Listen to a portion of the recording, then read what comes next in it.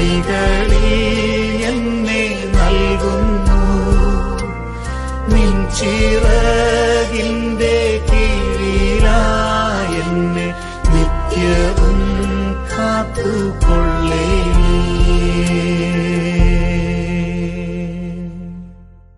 ഡാനിയലിന്റെ പ്രവചനത്തില് 2-ാം അധ്യായത്തിൽ നമ്മൾ കാണുന്നത്, അവിടെ ഈ വിഗ്രഹത്തെക്കുറിച്ച് ഓരോന്ന് പറഞ്ഞു കഴിയുമ്പോൾ ആ സ്വപ്നം എന്താണെന്ന് പറയുമ്പോൾ അവസാനം അതിന്റെ 34-ാമത്തെ വാക്യത്തിൽ കാണുന്നത്, തിരുമനസ്സുകൊണ്ട് നോക്കിക്കൊണ്ടിരിക്കുമ്പോൾ കൈ തൊടാതെ ഒരു കല്ല് പറഞ്ഞു വന്ന് ബിംബത്തെ ഇരുമ്പും കളിമണ്ണും കൊണ്ടുള്ള കാലിൽ അടിച്ച് തകർത്ത് കളഞ്ഞു.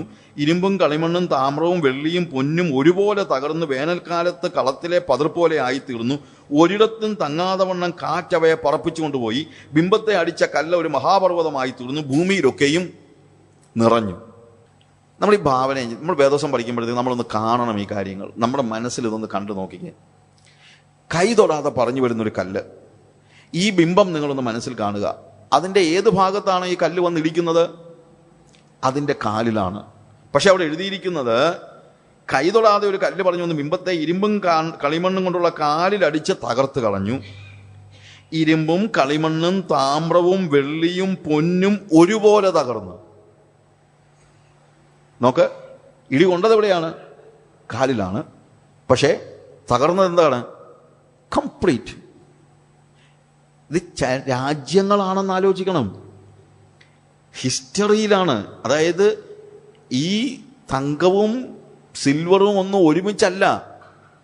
തങ്കത്തിൻ്റെ കാലം കഴിഞ്ഞു, സിൽവറിൻ്റെ കാലം കഴിഞ്ഞു, നൂറ്റാണ്ടുകൾ കഴിഞ്ഞു. നൂറ്റാണ്ടുകൾ കൊണ്ട് നടക്കുന്ന കാര്യങ്ങളാണ്.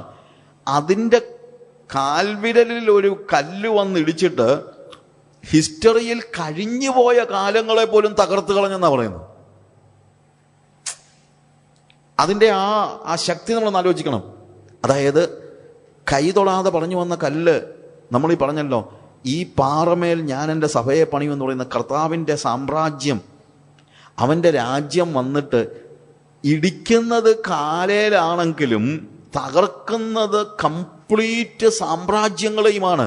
ചരിത്രത്തിൽ ഇന്ന് വരെ ഉണ്ടായിരുന്ന സകല സാമ്രാജ്യങ്ങളുടെയും ചരിത്രം തന്നെ മായ്ച്ചു കളയാണ്. Even the history is taken, smash ചെയ്തിട്ട് പൊടിയാക്കി കളഞ്ഞു. വേനൽക്കാലത്തെ പൊടി പതിർ പോലെ, വേനൽക്കാലത്ത് കളത്തിലെ പതിർ പോലെ ആയിത്തീർന്നു. ഒരിടത്തും തങ്ങാതെ വണ്ണം കാറ്റവയെ പറപ്പിച്ചു കൊണ്ടുപോയി. അതിൻ്റെ ട്രേസ് പോലും ഇല്ല. എന്നിട്ട് ബിംബത്തെ അടിച്ച കല്ല് ഒരു മഹാപർവ്വതമായി തീർന്നു, ഭൂമിയിലൊക്കെയും നിറഞ്ഞു. ദൈവരാജ്യത്തിൻ്റെ പ്രത്യേകതയാണ് നമ്മളിവിടെ കാണുന്നത്. കർത്താവ് പറഞ്ഞു, ഈ പാറമേൽ ഞാൻ എൻ്റെ സഭയെ പണിയും.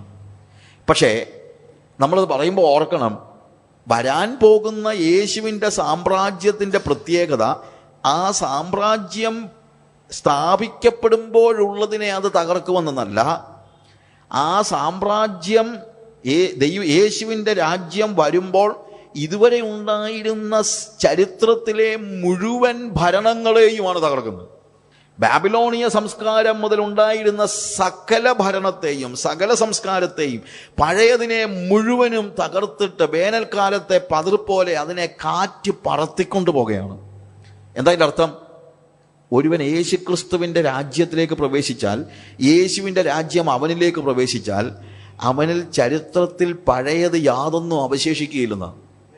നത്തിങ്. നമ്മുടെ ഒരു വലിയ പ്രശ്നം എല്ലാം കൂടെ മിക്സ് ചെയ്യാണ് നമ്മൾ നോക്കുന്നത്.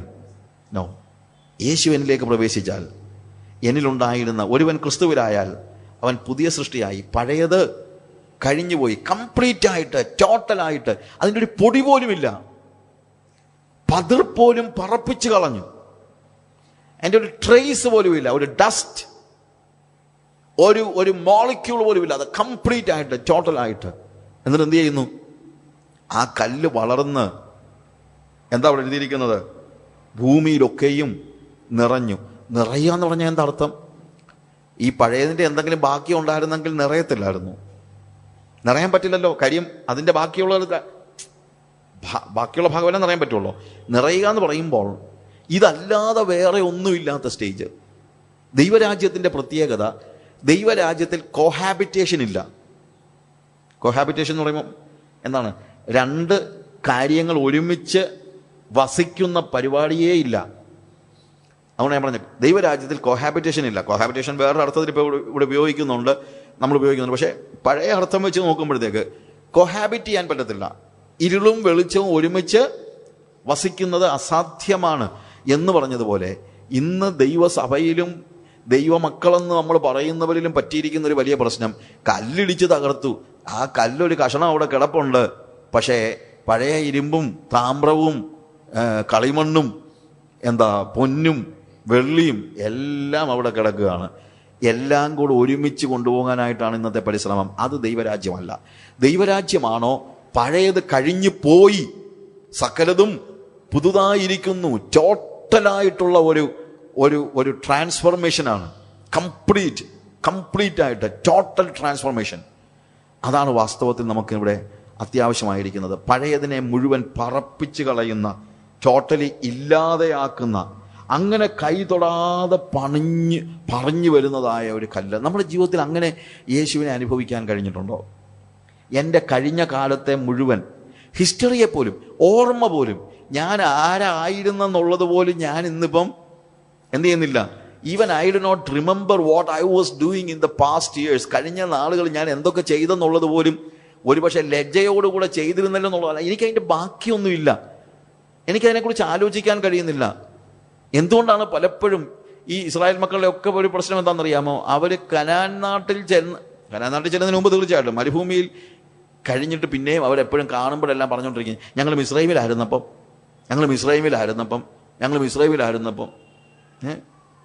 നമ്മളും ചിലപ്പോൾ പറയും, ഞങ്ങൾ കത്തോലിക്കയിലായിരുന്നപ്പം, ഞങ്ങൾ അവിടെ ആയിരുന്നപ്പം എന്ന് പറയുന്നവൻ യഥാർത്ഥത്തിൽ ഇത് വിട്ടുകളഞ്ഞിട്ടില്ല.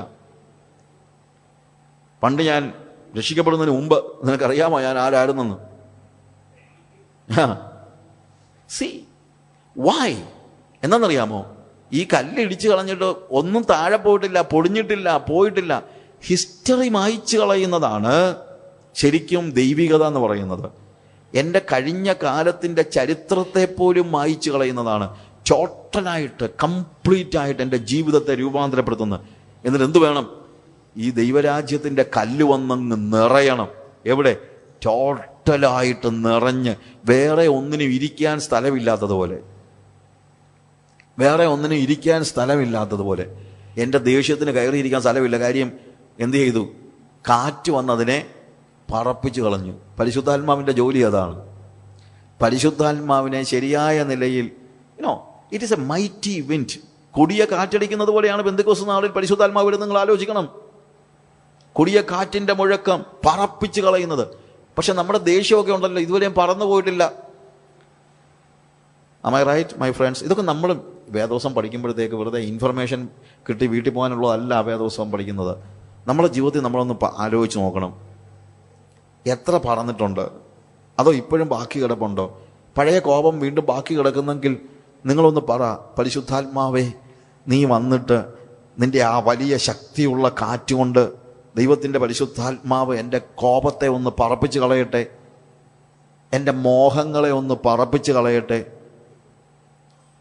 നമ്മുടെ മോഹങ്ങളെ ഒന്ന് പറപ്പിച്ച് കളയാനായിട്ട് ലെറ്റ്സ് സീ ദാറ്റ് ടോട്ടലായിട്ട്, മറ്റൊന്നും ബാക്കിയില്ലാത്ത രീതിയിൽ അങ്ങനെ നിറയണ്ടേ. നിറയണമെങ്കിൽ ബാക്കിയുള്ളതിൻ്റെ ട്രേസ് കിടപ്പുണ്ടെങ്കിൽ അവിടെ നിറയാൻ കഴിയില്ല. ദൈവരാജ്യം എന്ന് നിറയണമെങ്കിൽ പഴയത് മൊത്തമായിട്ട് പോയാലേ പറ്റൂ. അതുകൊണ്ടാണ് പോൾ പറയുന്നത്, ഒരുവൻ ക്രിസ്തുവിലായാൽ അവൻ പുതിയ സൃഷ്ടിയായി, പഴയത് കഴിഞ്ഞുപോയി. കഴിഞ്ഞിട്ടുണ്ടോ? That is my question. ഇത് നമ്മൾ ഓരോരുത്തരും ചോദിക്കേണ്ട ചോദ്യമാണ്. കഴിഞ്ഞിട്ടുണ്ടോ? കാറ്റ് വന്നിട്ട് ഈ കല്ല് വന്ന് കാലിലടിച്ചിട്ട് പഴയ ഹിസ്റ്ററിയെ തന്നെ തകർത്ത് കളഞ്ഞിട്ടുണ്ടോ? നമ്മുടെ കഴിഞ്ഞ കാലത്തെ മുഴുവൻ മോഹങ്ങൾ, താല്പര്യങ്ങൾ, ഇഷ്ടങ്ങൾ, എൻ്റെ ജഡത്തിൻ്റെ പ്രവൃത്തികൾ, ഞാൻ പുതിയ സൃഷ്ടിയായി കഴിഞ്ഞാൽ ഇതൊന്നും ഇല്ല, അതിനകത്തില്ല ഇല്ലേ? നമ്മൾ എന്തുകൊണ്ട് ഇപ്പോഴും അസൂയപ്പെടുന്നു? എന്തുകൊണ്ട് ആർക്കെങ്കിലും നന്മ ഉണ്ടാകുമ്പോഴത്തേക്ക് നമ്മൾ അസൂയപ്പെടുന്നു? അതിൻ്റെ കാരണം ഇപ്പോഴും ബാക്കി അവിടെ കിടക്കുകയാണ്. കാറ്റ് പറത്തിക്കളഞ്ഞിട്ടില്ല. എന്തുകൊണ്ടാണ് നമ്മളെ തൊടുമ്പോഴത്തേക്ക് അല്ലെങ്കിൽ നമ്മളെക്കുറിച്ച് ഒരു അപവാദകത ആരെങ്കിലും പറയുമ്പോഴത്തേക്ക് അവൻ്റെ മൂക്കിടിച്ച് പരത്താനായിട്ട് എനിക്ക് ഇപ്പോഴും തോന്നുന്നതിൻ്റെ കാരണം എന്താ? ഇനി ഞാൻ മരിച്ചിട്ടില്ല, അല്ലെങ്കിൽ എൻ്റെ ഭരണം എന്നിൽ നേരത്തെ ഭരിച്ചിരുന്ന പിശാചിൻ്റെ, അത് പിശാചിൻ്റെ അല്ല, അത് വേറെ ഒന്നുമല്ല, നമ്മുടേതെന്നൊക്കെ നമ്മൾ പറഞ്ഞെങ്കിലും ഞാൻ എപ്പോഴും പറയാറുള്ള കാര്യമുണ്ട്, ഈ പിശാചിന് ഒരു പ്രത്യേകത എന്നാന്ന് ചോദിച്ചു കഴിഞ്ഞാൽ അവന് പ്രത്യക്ഷത്തിൽ വന്നിരിക്കണമെന്നൊരു നിർബന്ധമൊന്നുമില്ല. അവൻ വേണമെങ്കിൽ വളരെ സോഫ്റ്റ് ആയിട്ടുള്ള ഒരാളെ മുന്നേ ഇരുത്തിയിട്ട് അവൻ തന്നെ ഭരിക്കുന്നവന് തന്നെയാണ്. പണ്ട് ഈ ഫീഡർ സ്കാം, മറ്റേ ഈ കാലിത്തീറ്റ കുംഭകോണത്തിനകത്ത് പെട്ടുപോയിട്ട് ലാലു പ്രസാദിന് മുഖ്യമന്ത്രി പദം രാജിവെക്കേണ്ടി വന്നു. എന്നിട്ട് ആരെ ഇരുത്തി? റാബ്രി ദേവിയെ കസേരയിൽ ഇരുത്തി. റാബ്രി ദേവിയാണ് കസേരയിൽ ഇരിക്കുന്നതും ഭരിക്കുന്നത് ലാലു തന്നെയാണ്. ഇതുപോലെ പിശാച് പലപ്പോഴും നീ ഭരിച്ചോ എന്ന് പറയും, പക്ഷെ പുറയിലിരുന്ന് ഭരണം നടത്തുന്ന ആരാണ്? അവൻ തന്നെയാണ്. അതുകൊണ്ട് മുന്നൽ കസേരയിൽ ആരുടെ മുഖം കാണുന്നെന്നുള്ളതല്ല പ്രധാനം, ഭരണം ആര് നടത്തുന്നു എന്നുള്ളതാണ് പ്രധാനം. നമ്മുടെ ജീവിതത്തിൽ ഇന്നും ഈർഷ്യയും പകയും പിണക്കവും കോപവും ക്രോധവും ശണ്ഠയും ദ്വന്ദ്വപക്ഷവും ജഡത്തിൻ്റെ പ്രവൃത്തികളും ബാക്കിയുണ്ടെങ്കിൽ പരിശുദ്ധാത്മാവ് അതിനെ പറത്തിക്കളയാനായിട്ട്, ആ കല്ല് വന്നിടിക്കുമ്പോഴത്തേക്ക് ടോട്ടലായിട്ട് തകരുകയാണ്. അതിനെ പറത്തിക്കളയാൻ, അത് പറന്നു പോയാലേ എന്ത് ചെയ്യാൻ പറ്റുള്ളൂ? ആ കല്ല്, ഈ പാറമേൽ ഞാൻ എൻ്റെ സഭയെ പണിയുമെന്ന് പറഞ്ഞ കർത്താവ്, ജീവനുള്ള ദൈവത്തിൻ്റെ പുത്രനായ യേശു ക്രിസ്തു എന്നിലിങ്ങനെ നിറഞ്ഞു വരത്തുള്ളൂ. കർത്താവിൽ നിറയാൻ എനിക്ക് പറ്റണം. I need to see that I'm filled with Jesus. ഞാൻ ക്രിസ്തുവിൽ നിറയാനായിട്ട്, ക്രിസ്തു എന്നിൽ നിറയാനായിട്ട്. ക്രിസ്തു നിങ്ങളിൽ ഉരുവാകുവോളവും പ്രസവ വേദനപ്പെടുന്ന എൻ്റെ മക്കളെ എന്ന് പോൾ പറയുമ്പോൾ, ഉരുവാകുക പറയുമ്പോൾ ഉപയോഗിച്ചിരിക്കുന്നത് ജനിക്കുവോളം എന്നുള്ള അർത്ഥത്തിലല്ല. നമുക്ക് ഉരുവാകുക എന്ന് പറയുമ്പോഴത്തേക്ക് നമ്മൾ ജനിക്കുവോളം അങ്ങനല്ല. അവിടുത്തെ അർത്ഥം ക്രിസ്തു നിങ്ങളിൽ പൂർണ്ണ രീതിയിൽ വെളിപ്പെടുവോളം, അതിനാ കർത്താവ് നമ്മളെ ഭൂമിയിലാക്കിയിരിക്കുന്നത്. നമ്മളിൽ യേശുവാണോ വെളിപ്പെട്ടിരിക്കുന്നത്, അതോ എൻ്റെ പഴയ ട്രേസ് എല്ലാം ഇപ്പോഴും കിടക്കുകയാണോ എന്നുള്ളത് നമ്മൾ നോക്കണം. കർത്താവ് പറയുന്നു, ഞാൻ എൻ്റെ സഭയെ പണിയും. ആര് പണിയും? കർത്താവ് പണിയും. അതാണ് യേശുവിൻ്റെ മിനിസ്ട്രി. നമ്മളിവിടെ പഠിച്ചുകൊണ്ടിരിക്കുന്ന കാര്യം അതാണ്. മിനിസ്ട്രിയിൽ യേശു എങ്ങനെ സ്നേഹം പ്രകാശിപ്പിച്ചു, ദൈവത്തെ പ്രകാശിപ്പിച്ചു, അല്ലെങ്കിൽ അവൻ്റെ സ്വഭാവത്തെ നമ്മൾ കാണുകയാണ്. പണിയാണ് ശുശ്രൂഷ, പൊളിക്കുന്നതല്ല. ശരിക്കും പറഞ്ഞു കഴിഞ്ഞാൽ പൊളിക്കുന്നതിന് എന്തിനു വേണ്ടിയാണ്? പണിയാൻ വേണ്ടിയാണ്. പണി നടക്കുന്നില്ലെങ്കിൽ ബാക്കിയുള്ള ശുശ്രൂഷ അപകടമാണ്. പല ആളുകളും ചെന്ന് പൊളിച്ച് കളഞ്ഞേച്ച് പൊക്കളയും. എന്താണ് ആവശ്യമായിരിക്കുന്നത്? പണി. ഞാൻ എൻ്റെ സഭയെ പണിയും. See, I will build my church. I will build. ജെറമയായ വിളിക്കുമ്പോൾ, ഞാൻ ശുശ്രൂഷകർക്ക് വേണ്ടിയുള്ള മെസ്സേജസിനകത്ത് പറഞ്ഞിട്ടുണ്ട്, ജെറമയായ വിളിക്കുമ്പോഴത്തേക്ക് ജെറമയുടെ കർത്താവ് പറയുന്നുണ്ട്, ഇടിപ്പാനും പൊളിപ്പാനും നടുവാനും പണിവാനും ഞാൻ നിന്നെ വിളിച്ചിരിക്കുന്നു. ഇടിക്കുകയും പൊളിക്കുകയും എല്ലാം വേണം, പക്ഷേ ഇടിച്ചിട്ടേച്ച് പോകാനല്ല നിന്നെ വിളിച്ചിരിക്കുന്നത്, നടുവാനും പണിവാനും. നമ്മളെ ദൈവം വിളിച്ചിരിക്കുന്നത് പണിയാൻ വേണ്ടിയാണ്. കർത്താവ് പറയുന്നു, I will build my church and the gates of Hades shall not prevail against it. ഞാൻ അതിനെക്കുറിച്ച് പലയിടത്ത് പറഞ്ഞിട്ടുള്ളതുകൊണ്ട് ഞാൻ അവിടെ കൂടുതൽ വ്യാഖ്യാനിക്കുന്നില്ല. എന്നാൽ ഇതൊരു വലിയ പണിയാണ്, ദൈവസഭയുടെ പണി. ഈ ദൈവസഭയുടെ പണിയുടെ അടിസ്ഥാനം ആര് തന്നെ ആയിരിക്കണം? ജീവനുള്ള ദൈവത്തിൻ്റെ പുത്രനായ ക്രിസ്തു. യേശുവിൻ്റെ ജീവിതത്തിൽ അവൻ വെളിപ്പെട്ടു, അവൻ സ്നേഹം വെളിപ്പെടുത്തി. ഇൻ ഹിസ് ഇൻകാർണേഷൻ്റെ ആ ലെവല് തൊട്ട് അവൻ്റെ ജഡാവതരണം തന്നെ അവൻ്റെ സ്നേഹത്തിൻ്റെ പ്രതിഫലനമാണ്. അവൻ ഇറങ്ങി വരികയായിരുന്നു. അവൻ ഇറങ്ങി വന്നു, ഇവിടെ ജീവിച്ചപ്പോൾ അവൻ അവൻ്റെ സ്നേഹത്തെ വെളിപ്പെടുത്തി. അവൻ നമ്മളോട് ഇടപെടുവാൻ കഴിയുന്ന നിലയിൽ അവനെ തന്നെ താഴ്ത്തി. അവൻ്റെ മരണത്തിൽ അവൻ്റെ സ്നേഹം പ്രതിഫലിപ്പിച്ചു. എന്നാൽ അവൻ്റെ മരണമാണ് അവൻ്റെ സ്നേഹത്തിൻ്റെ പരമോന്നതമായ കാൽവറി ക്രൂശിലാണ് അവൻ്റെ സ്നേഹത്തെ നമ്മൾ പൂർണ്ണമായി മനസ്സിലാക്കുന്നത്. അവൻ ജീവനുള്ള ദൈവത്തിൻ്റെ പുത്രനായ ക്രിസ്തുവാണ്. അതാണ് വെളിപ്പാട്. That is the true revelation. വേറെ എല്ലാത്തിനും അപ്പുറത്തുള്ളതാണ് ജീവനുള്ള ദൈവത്തിൻ്റെ പുത്രനായ ക്രിസ്തു എന്നുള്ളത്. ഇതാണ് പ്രസംഗം, ഇതാണ് പറയേണ്ടത്. ബാക്കിയുള്ളതൊക്കെ അതിൻ്റെ വളരെ പരിമിതമായ കാര്യങ്ങളാണ്. യേശു നിങ്ങളെ സൗഖ്യമാക്കുന്നെന്ന് പറയുന്നത് തെറ്റൊന്നുമല്ല. പക്ഷേ യേശു ഭൂമിയിലേക്ക് വന്നത് നമ്മളെ സൗഖ്യമാക്കുവാൻ വേണ്ടിയല്ല. അവൻ ഭൂമിയിലേക്ക് വന്നത് അവർക്ക് ജീവൻ ഉണ്ടാകുവാനും സമൃദ്ധിയായിട്ടുണ്ടാകുവാനും. അവൻ മരിക്കാൻ വേണ്ടിയാണ് വന്നത്, അല്ലാതെ രോഗികളെ സൗഖ്യമാക്കിയിട്ട് കയറിപ്പോവാൻ വേണ്ടിയല്ല. അവൻ വന്നത് എന്തിനു വേണ്ടിയാണ്? ഹി കെയിം ടു ഡൈ, മരിക്കാൻ വേണ്ടി. അതാണ് അവൻ്റെ ത്യാഗത്തിൻ്റെ ഏറ്റവും പരമോന്നതമായ ദർശനമെന്ന് പറയുന്നത്. അവിടെയാണ് ഞാൻ ക്രിസ്തുവിൻ്റെ സ്നേഹം ഒഴുകുന്നത് കാണുന്നത്. ഞാൻ യേശുവിനെ പ്രതിഫലിപ്പിക്കുന്നുവെങ്കിൽ, യേശു ജീവിച്ചതുപോലെ ഞാൻ ജീവിക്കുന്നുവെങ്കിൽ, യേശു ചെയ്തതുപോലെ ഞാൻ ചെയ്യണമെങ്കിൽ അവൻ്റെ സ്നേഹം എന്നോട് ഒഴുകണം. അവൻ്റെ സ്നേഹം എന്നോട് ഒഴുകുന്നില്ലെങ്കിൽ അവൻ ചെയ്തതുപോലെ എനിക്ക് ചെയ്യാൻ കഴിയില്ല. അവൻ സ്നേഹിച്ചതുപോലെ എനിക്ക് സ്നേഹിക്കാൻ കഴിയുകയില്ല. അവൻ്റെ സ്നേഹം എന്നിൽ ഒഴുകണമെങ്കിൽ അവൻ എന്നിൽ ജീവിക്കണം. അവൻ എന്നിൽ ജീവിക്കണം. ക്രിസ്തുവിൻ്റെ സ്നേഹം എന്നെ നിർബന്ധിക്കുന്നു. എന്താ എന്നോട് ചേർന്ന് പറയുകയാണ്, അതുകൊണ്ട് ഇനി ജീവിക്കുന്നവർ തങ്ങൾക്കായല്ല, തങ്ങൾക്ക് വേണ്ടി മരിച്ചുയർത്തവനായിട്ട് തന്നെ ജീവിക്കുക. അവൻ എന്നിൽ ജീവിക്കണം. അവൻ ദൈവത്തിൻ്റെ പുത്രനായ ക്രിസ്തുവാണെന്നുള്ള വെളിപ്പാട് എനിക്കുണ്ടാകണം. ബാക്കിയുള്ള എല്ലാ കാര്യങ്ങളും പരിമിതമാണ്. ഹൂ ജീസസ് ഈസ്, അതിനുള്ള റെസ്പോൺസ് എന്തായിരിക്കണം? അതാണ് നമ്മൾ ഇനി അടുത്ത സെഷനിൽ നമുക്ക് കാണാം. മുന്നോട്ടുള്ള കാര്യങ്ങളിൽ നമുക്ക് കാണാം യേശുവിൻ്റെ സ്നേഹം എങ്ങനെ അവൻ്റെ ജീവിതത്തിലെ ഓരോ ശുശ്രൂഷയിലും എങ്ങനെ വെളിപ്പെട്ടുവെന്ന് മർക്കോസിൻ്റെ സുവിശേഷത്തിൻ്റെ 1-2 അധ്യായങ്ങളിലൂടെ നമ്മൾ പ്രധാനമായിട്ടും പഠിക്കുകയാണ്. അതിന് ആളുകളുടെ റെസ്പോൺസ് എങ്ങനെയാണ്, ഈ വിഷയങ്ങളെക്കുറിച്ച് നമുക്ക് അടുത്ത സെഷനിൽ പഠിക്കാം. ദൈവമായ കർത്താവ് നിങ്ങളെ സഹായിക്കുമാറാകട്ടെ.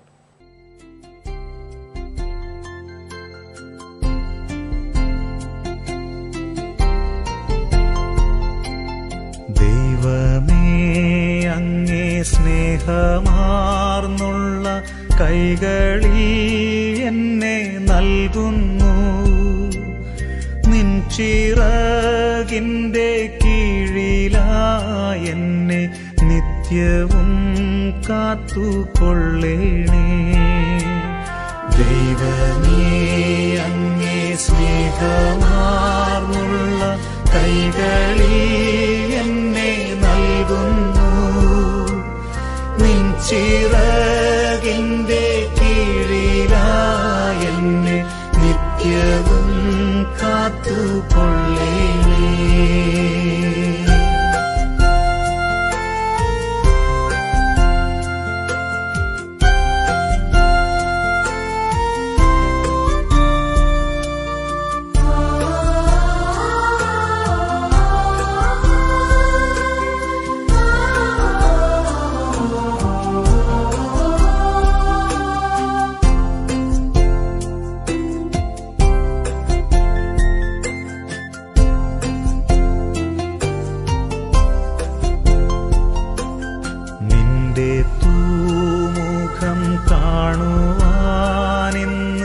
എന്നെ അങ്ങു വിളിക്കുകിൽ പുഞ്ചിരിച്ചു കൊണ്ടങ്ങേ സന്നിധി പോകുവാൻ കൃപയേകണേ.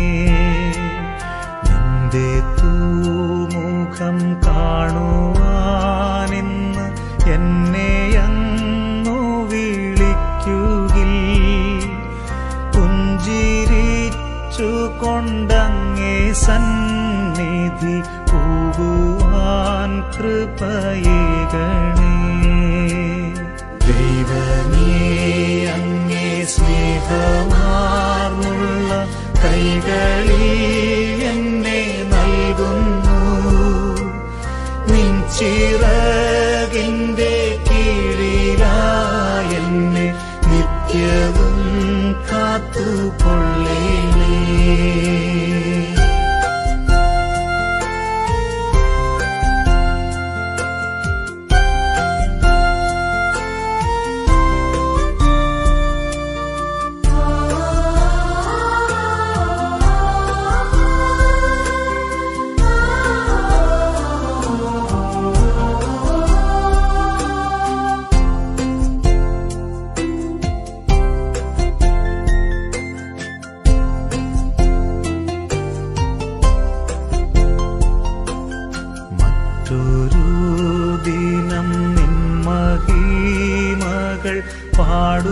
പാടുവാനങ്ങു നൽകുകിൽ വിശ്രമം തന്നു, സൗഖ്യവും തന്നു, ശക്തിയും തന്നരുളേണം.